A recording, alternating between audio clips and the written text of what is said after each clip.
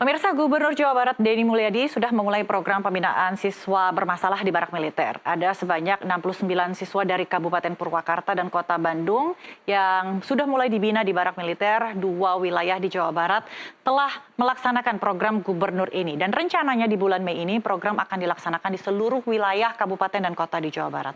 Untuk membahas hal ini, kita sudah mengundang Wakil Ketua Komisi 10 DPR, lalu Hadrian Irvani. Kemudian ada Kepala Dinas Pendidikan Kabupaten Purwakarta, Bapak Purwanto, dan juga ada orang tua siswa di Kabupaten Purwakarta, Riana Wangsa Direja. Namun sebelum kita mulai diskusi, kami akan hadirkan satu informasi berikut ini.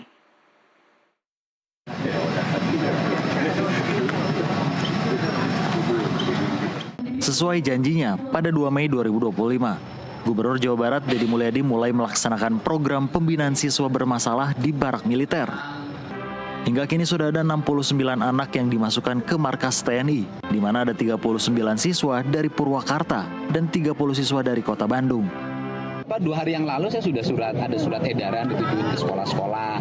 Nah kemudian kalau bicara payung hukum kan yang menyerahkan orang tuanya dalam bentuk surat keterangan bermaterai. Artinya bahwa pemerintah daerah, kemudian jajaran TNI Polri itu mengelola anak-anak, mendidik anak-anak yang dititipkan oleh orang tuanya. Itu juga sudah payung hukum. Kalau pembiayaannya nanti dari ya sementara ini saya support, Bupati juga support dari biaya operasional mereka ya. Bupati Purwakarta itu dari biaya operasional dia support. Tetapi mungkin nanti di perubahan anggaran dimasukin dalam sistem. Kan yang penting jalan dulu. Gubernur Jawa Barat Kang Denny Mulyadi menjamin akomodasi makan bergizi hingga biaya operasional lain aman seluruhnya ditanggung pemerintah kabupaten dan provinsi. Kalau misalkan ini kan difokuskan utamanya juga pasti untuk siswa, terutama yang laki-laki.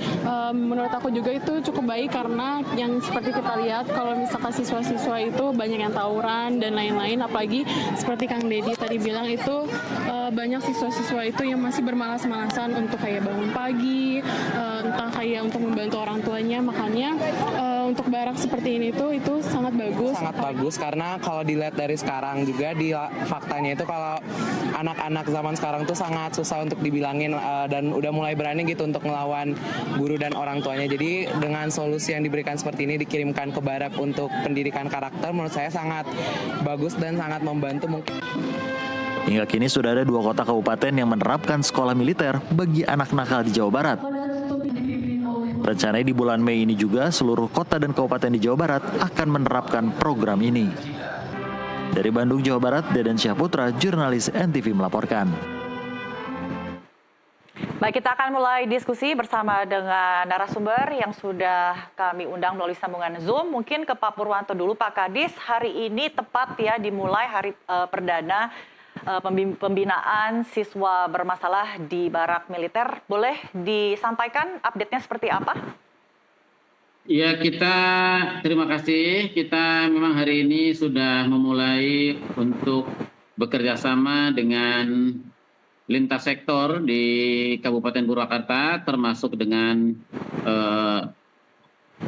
lintas-lintas sektor terkait seperti Dinas Sosial, Dinkes, P2TP2A, kemudian Musyawarah Guru Mata Pelajaran Bimbingan dan Konseling untuk terlibat dalam kegiatan di Resimen Armed 1 Setiarayuda. Anak-anak kita dititipkan di sana untuk kemudian dibiasakan dengan pembiasaan-pembiasaan yang positif selama mereka dilatih di resimen.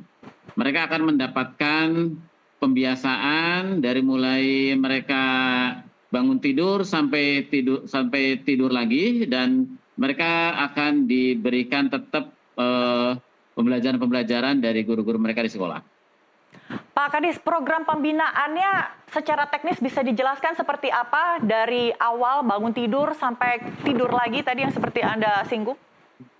Ya, problem hari ini anak-anak kita kan pembiasaan yang tidak terstruktur seperti itu ya. Mereka dari mulai bangun itu jam 4, jam setengah 5 sudah dibangunkan, kemudian melakukan aktivitas, bersih-bersih diri, sholat, kemudian olahraga, kemudian di sana ada pembelajaran, ada pemberian materi seperti itu, kemudian ada makan siang, ada outbound dan lain sebagainya, sehingga selama 24 jam itu mereka ada dalam aktivitas yang positif gitu. Apakah mereka juga mengikuti program ataupun kurikulum nasional, misalnya SMA ataupun siswa Ya, ini SMP? kan kurikulum nasional. Ini yang diterapkan oleh kita kurikulum nasional dalam penguatan karakter peserta didik. Maksudnya ikut Kalau belajar yang ditanya mata pelajaran seperti siswa pada umumnya, Pak? Intrakurikulernya tetap diberikan. Mereka tetap mendapatkan intrakurikuler. Mereka hari ini ujian ya ikut ujian gitu kan. Nanti mereka pas dapat pelajaran, mereka dapat pelajaran tentu dengan cara yang mereka bisa terapkan di sana dengan sistem berdiferensiasi. Baik. Dan penguatan karakter ini kan kurikulum nasional. Oke, jadi mereka juga ikut mendalami mata pelajaran kurikulum Ya. nasional seperti bahasa Indonesia, kemudian matematika, Ya. IPA, IPS dan lainnya ya Pak ya. Jadi Tetap. tidak Ya. ada ketertinggalan ataupun tidak mengikuti Ya. pelajaran dan hanya mendapatkan Ya. penggemblengan secara fisik. Ya. Oke. Ya, jadi persepsi itu yang harus dibuang. Bukan berarti masuk ke barak militer, masuk ke komplek militer itu kemudian mereka setiap hari suruh baris, kemudian suruh push up, kemudian bukan. Jadi mereka tetap mendapatkan layanan pendidikan, termasuk konseling dan lain sebagainya. Baik, terima kasih Pak Kadis. Saya ke Pak Lalu. Ya. Boleh saya minta tanggapan Anda Pak Lalu terkait dengan program atau kebijakan atau terobosan yang bisa dibilang cukup gagasan yang out of the box ini? Baik, terima kasih Mbak. Jadi di awal-awal kebijakan ini disampaikan oleh Kang Deddy Mulyadi memang tidak dijelaskan seperti yang Pak Kadis jelaskan tadi, bahwa beliau mengatakan anak-anak nakal dimasukkan ke dalam barak tentara. Nah, sehingga perbincangan atau diskusi di publik itu kan bermacam-macam karena memang tidak ada penjelasan rinci dan resmi seperti yang disampaikan oleh Pak Kadis, Pak Purwanto tadi. Nah, sehingga di beberapa kesempatan tentu di diskusi-diskusi itu kita menanyakan kategori nakalnya ini seperti apa. Apakah hanya geng motor, apakah hanya suka tawuran, atau candu narkoba, kemudian kecanduan judi online dan sebagainya. Nah, penjelasan-penjelasan inilah sebenarnya yang harus disampaikan oleh pemerintah Provinsi Jawa Barat. Kemudian kalau kita melihat hari ini di Purwakarta sudah mulai dilaksanakan, pertanyaannya adalah dari 39 siswa yang hari ini sudah mulai masuk ke barak militer yang tadinya awalnya itu disebutkan oleh Kang Deddy kan sebenarnya wajib militer, terus bela negara, terakhir pendidikan karakter, ya kan itu yang disampaikan. Nah, kemudian pertanyaan saya dari 39 itu, apakah 39 ini kelasnya sama, atau 39 ini tingkatannya sama, misalnya dari 39 mereka ini siswa SMA semua, atau campur dan sebagainya. Kalau campur, bagaimana cara menerapkan pembelajaran di sekolah yang tidak mungkin mereka akan tidak boleh untuk ketinggalan pelajaran tentunya, walaupun mereka di barak militer. Tadi juga di berita saya melihat dan mendengar bahwa mereka hanya 2 minggu, yang tadinya 6 bulan berubah menjadi 2 minggu. Nah, pada prinsipnya niatan yang disampaikan oleh Gubernur Jawa Barat ini memang sangat bagus. Tetapi kenapa diskusi-diskusi publik kita kemarin mempertanyakan, ya wajar-wajar saja karena memang penjelasan resminya itu kan belum kita dapat. Belum ada legal formal seperti Pergub atau Perbub yang menyatakan bahwa kebijakan ini berlaku di Provinsi Jawa Barat khususnya misalnya. Kemudian kami juga pada saat itu meminta agar Gubernur Jawa Barat tetap mengkonsultasikan, memusyawarahkan ini dengan seluruh pemangku pendidikan, termasuk Kementerian Pendidikan Dasar dan Menengah. Memang sejak digulirkannya wacana ini oleh Kang Deddy Mulyadi memang mendapat reaksi beragam. Itu bagi saya ya hal yang wajar-wajar saja karena memang belum pernah dijelaskan rinci seperti yang disampaikan oleh Pak Kadis Purwanto barusan. Kalau yang disampaikan oleh Pak Kadis barusan memang benar adanya seperti itu, ya kita juga mendukung dan tidak ada masalah. Yang terpenting anak tersebut nanti outputnya setelah keluar dari asrama militer, ya saya tidak menggunakan kata barak, jadi asrama militer ya mudah-mudahan menjadi baik lagi karakternya, disiplinnya, kemudian etikanya, ya semoga menjadi lebih baik lagi. Bahkan di beberapa kesempatan saya selalu mengatakan bahwa kalau misalnya program ini berhasil di Jawa Barat, maka ini bisa dijadikan sebagai salah satu percontohan nasional Oke. yang bisa dilakukan di daerah-daerah lain. Seperti itu Lalu sementara. munculnya program ini kan artinya ada yang salah, ada yang tidak beres dengan sistem pendidikan formal secara nasional. Apakah dari DPR sendiri sudah mengkomunikasikan hal ini kepada Kementerian Pendidikan Dasar dan Menengah? Ya, tentu kami di hari-hari ini selalu berdiskusi dengan Kementerian Pendidikan Dasar dan Menengah bagaimana untuk terus menciptakan atau menumbuh kembangkan karakter siswa-siswi kita untuk menuju generasi unggul tahun 2045. Nah, akan tetapi ya tentu pilar pendidikan yaitu rumah, kemudian sekolah dan masyarakat ini yang perlu menjadi bahan evaluasi kita bersama. Bagaimana Lalu maksud peran saya apa respons dari kementerian terkait dengan program Kang Deddy ini? Ya, sampai terakhir saya diskusi dengan Menteri Pendidikan Dasar dan Menengah, tentu teman-teman di kementerian wajar mengatakan untuk mengkaji kembali karena memang secara detail kami belum menerima informasi. Baru malam ini saya mendengar dari Pak Kadis Purwanto tentang program-program yang ada di asrama militer tersebut. Tetapi pertanyaan saya nanti mohon dijawab Pak Kadis karena kita belum tahu tuh yang 39 siswa yang masuk hari ini apakah jenjangnya sama, apakah itu ada jenjang SMP, apakah jenjang SMA. Karena kalau berbeda maka tentu mata pelajaran yang akan dipelajari di dalam asrama itu kan berbeda-beda.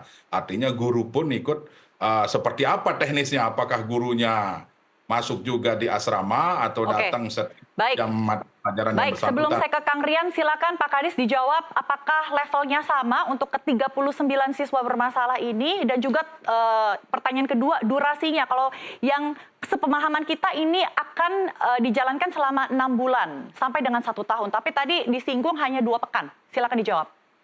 Ya, pertama bahwa siswa yang ada di situ itu adalah siswa-siswa SMP karena kita klasterkan ada siswa SMP, ada SMA. Nanti yang SMA mungkin belakangan setelah ini selesai.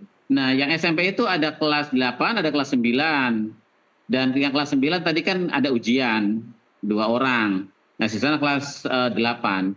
Dan bagaimana pendekatan pembelajarannya nanti? Nah, dalam istilah pembelajaran itu ada pembelajaran berdiferensiasi nanti tergantung pada kedalaman anak dan tingkatan anak. Perbedaan belajar mereka harus dihargai oleh guru yang datang ke situ. Nanti gurunya udah disiapkan oleh kita, termasuk guru-guru bimbingan konseling. Jadi kita kan ini program kolaboratif sebenarnya, melibatkan Dinas Sosial P3A, melibatkan MGBK, seperti itu, untuk mendampingi mereka. Karena kita ingin membuat sebuah model pembelajaran karakter yang benar-benar efektif gitu. Jadi ini sifat terus secara psikologi juga dibimbing oleh guru bimbingan dan konseling. 1 orang itu pegang 3 siswa. Oke. 1 orang guru konseling itu pegang 3 siswa. Kemudian mengenai durasi, memang kita durasinya 6 bulan.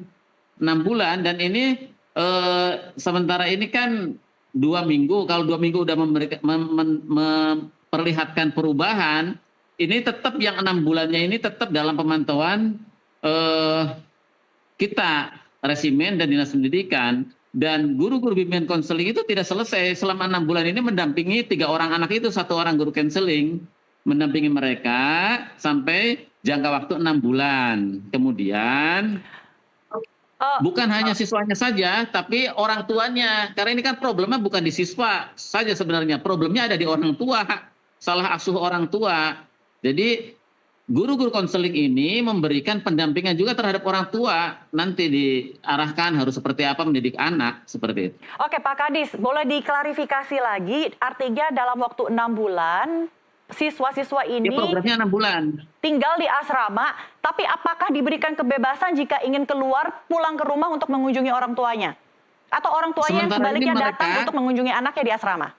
Sementara ini mereka 2 minggu dulu di asrama, nanti akan dievaluasi apakah diteruskan Nah, kemudian sisanya yang 6 bulan itu adalah pendampingan, ada in, ada out gitu. Rencana seperti itu, dan selama 6 bulan ini tetap dalam pemantauan guru-guru konseling dan resimen serta dinas pendidikan. Oke, jadi artinya setelah 2 minggu masih belum fix ya, apakah siswa ini akan nantinya tinggal di asrama untuk Ya, nanti selesai dievaluasi. selama 6 bulan, memenuhi wajib tinggal di asrama 6 bulan, menerima pembinaan, atau bisa selang-seling ya, bisa di rumah, tapi 6 dalam bulan. arti dipantau, dan juga bisa juga mendapatkan pembinaan di dalam asrama. Programnya 6 bulan. Oke, Programnya 6 bulan. Gitu. Pokok programnya 6 bulan, dan yang selama ini, yang target sementara ini di asrama itu 14 hari. Nanti kalau misalnya 14 hari dipandang sudah ada perubahan, kita Oke. akan out itu keluar, tapi dalam pemantauan, dalam bimbingan guru BK, termasuk orang tuanya.